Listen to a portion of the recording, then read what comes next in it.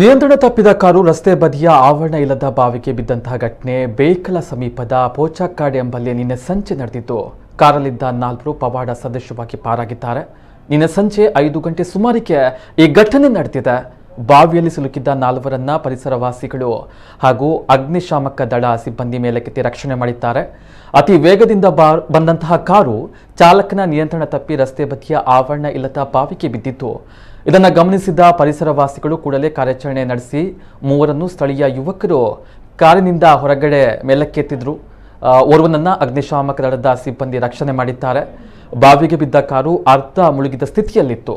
ಕಾರಿನ ಗಾಜು ಹಾಗೂ ಬಾಗಿಲು ಒಡೆದು 4ರನ್ನ ಹೊರತೆಗೆದು ಮೇಲಕ್ಕೆ ಎತ್ತಿ ರಕ್ಷಣೆ ಮಾಡಲಾಯಿತು.